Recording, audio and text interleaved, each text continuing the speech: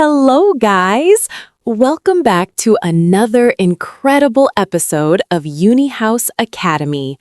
I am your host, Sarah, and I am so pumped to have you here today because we are diving into something that is absolutely essential for your life abroad or even just for your general knowledge. Today, we are talking about English phrases you need inside a hospital. Now, I know hospitals can be a bit scary, but don't worry, I've got your back. Before we jump into these life-saving phrases, let me tell you why listening to UniHouse Academy is the best decision you've made today. By listening to our episodes and shadowing my voice, you are training your ears to understand natural English and your mouth to speak with confidence and perfect flow. It is the most effective way to build fluency without stress. If you want to keep improving and never miss a lesson, please hit that subscribe button right now and give this video a big thumbs up. Your support helps us create more free content for learners just like you all over the world. Are you ready? Let's get started with our hospital journey, because knowing what to say can make a huge difference when you are feeling under the weather or helping a friend in need. It is going to be an amazing learning session, so stay with me until the very end. Imagine you just walked through the big glass doors of a modern hospital. It is bright, busy, and maybe a little bit overwhelming, with people rushing around in white coats and blue scrubs. The first thing you need to do is find the reception desk or the check-in counter. You might feel nervous, but just take a deep breath and smile. You can walk up to the person behind the desk and say, "Hello, I have an appointment with Dr. Smith at 10 o'clock. If you don't have an appointment and it is an emergency, you need to look for the signs that say emergency room or ER. You can ask anyone, "Excuse me, where is the emergency department?" They will point you in the right direction. Another very common thing you might need to say is, "I need to see a doctor." It is simple, direct, and everyone will understand exactly what you need. Sometimes the receptionist will ask for your name and your ID. You can say, "Here is my identification and my insurance card." Providing these documents quickly helps the process go much smoother. Remember, the staff is there to help you, so don't be afraid to speak up clearly. Using these basic phrases right at the start will help you feel much more in control of the situation and get you the help you need faster. Once you are checked in, a nurse will usually call your name to take you to a small room to check your vitals. This is a very common real-life experience in any hospital visit. The nurse might say, "Please follow me," or "Step this way." When you get into the room, they will want to know why you are there. This is your chance to describe how you feel using very simple words. You can say, "I have a bad headache," or "My stomach hurts really much." If you have a fever, you can say, "I think I have a fever. I feel very hot." The nurse might ask you to step on the scale to check your weight, or sit on the table. They will often use a blood pressure cuff on your arm. They might say, "Please roll up your sleeve." It is important to stay relaxed during this part. If you don't understand an instruction, you can always say, "I'm sorry, can you show me?" Or, "Could you speak a little slower, please?" Nurses are usually very kind and will use gestures to help you understand what they need you to do. This part of the visit is all about gathering information, so being able to name your basic body parts and describe simple feelings like pain or nausea is incredibly helpful for everyone involved. Now, let's talk about the waiting room, because you will likely spend some time there. It is a great place to practice your observation skills. You might see a sign that says, "Please wait here to be called." While you are sitting there, you might need to fill out some paperwork about your health history.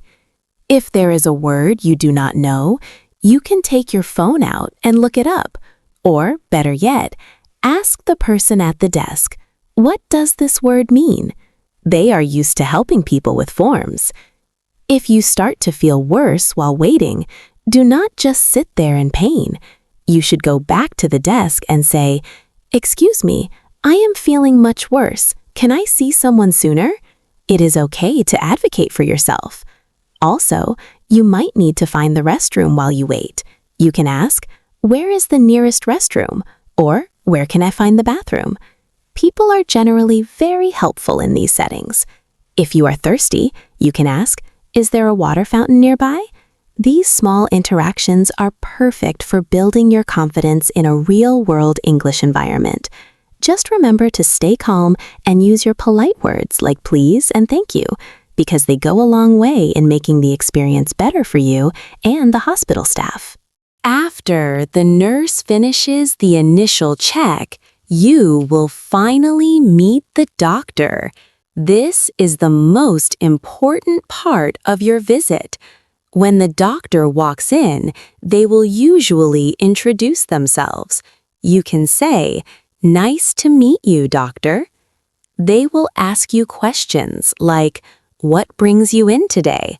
or "How can I help you?" This is when you explain your symptoms in more detail.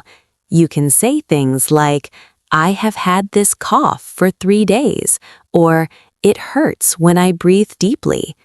If the doctor asks where the pain is, you can point to the area and say, "It hurts right here." Using your hands to point is a great way to make sure there is no misunderstanding. The doctor might need to listen to your heart or lungs. They will say, "Take a deep breath and hold it," or "Breathe normally." Just follow their lead. If the doctor uses a big medical word that you don't know, don't be shy. You can say, "I don't understand that word. Can you explain it simply?" Or, "What does that mean for me?" Doctors want you to understand your health, so they will be happy to explain things in a way that makes sense to you. This conversation is a partnership, and using these phrases ensures you get the best care possible. Sometimes the doctor will need to run some tests to find out what is wrong. This might mean going to a different part of the hospital for an X-ray or a blood test. The doctor might say, "I want to order some lab work," or "We need to get an X-ray of your chest." You can ask, "Where do I go for the X-ray?" They will usually give you a piece of paper or tell you to follow a specific colored line on the floor. Hospitals often have colored lines, like red, blue, or yellow, to help people find their way. When you get to the testing area, the technician will give you instructions. For an X-ray, they might say, "Please stand against this board," or "Don't move for a second." For a blood test, they might say, "You will feel a small poke." It is helpful to know these phrases so you aren't surprised. If you are nervous about a test, you can say, "I am a little nervous. Can you tell me what will happen?" Knowing what to expect makes the whole experience much less stressful.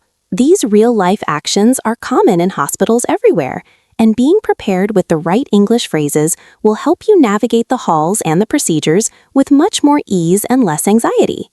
Once the tests are done, and the doctor has a plan, they will talk to you about treatment. They might give you a prescription for medicine. The doctor will say, "I am writing you a prescription for some antibiotics." You should ask important questions like, "How many times a day should I take this?" Or, "Should I take this medicine with food?" These are very practical questions that keep you safe. The doctor might also give you advice on what to do at home. They might say, "You need to get plenty of rest," or "Drink lots of fluids like water and juice." If you need to come back for another visit, they will say, "I want to see you again in 1 week for a follow-up." You can ask, "Do I need to make an appointment at the front desk?" It is always a good idea to repeat back what the doctor said to make sure you have it right. You can say, "So I take this twice a day and come back next Tuesday, right?" This confirms that you understood everything correctly. Taking charge of your health information in English is a huge milestone in your language journey, and it shows just how much progress you are making with your studies here at UniHouse Academy. After you finish with the doctor, you will head to the pharmacy to get your medicine. This is another great place to practice your English. You can walk up to the pharmacist and hand them your prescription or give them your name. You can say, "I am here to pick up a prescription for Sarah." The pharmacist might ask if you have any questions about the medication. This is your chance to ask about side effects. You can say, "Will this medicine make me sleepy?" Or, "Are there any side effects I should know about?" They will explain how to use the medicine safely. They might say, "Take 1 pill every 8 hours." If you need to pay, they will tell you the total. You can ask, "How much is the copay?" Or, "Do you accept this insurance?" Sometimes the pharmacy is inside the hospital, and other times it is a separate building. If you can't find it, just ask, "Where is the hospital pharmacy?" Navigating the pharmacy is the final step in your medical visit, and successfully communicating here means you are ready to go home and start feeling better. It is a very practical, real-world situation that happens to everyone eventually. And now you have the tools to handle it like a pro in English. Before you leave the hospital, you might need to stop by the billing department or the discharge desk. This is where you finalize everything. The staff might say, "You are all set to go home," or, "We just need you to sign these discharge papers." These papers usually explain what the doctor told you and what you need to do next. It is a good idea to read them carefully. If you see something you don't understand, ask, "What does this instruction mean?" Or, "Who should I call if I have more questions?" They will usually give you a phone number for the clinic. If you need to pay for your visit right then, you can ask, "Can I pay with a credit card?" Or, "Can you send the bill to my home address?" Dealing with money and official papers can be tricky, but using these simple, direct sentences will help you get through it without any problems. It is all about being clear and asking for help when you need it.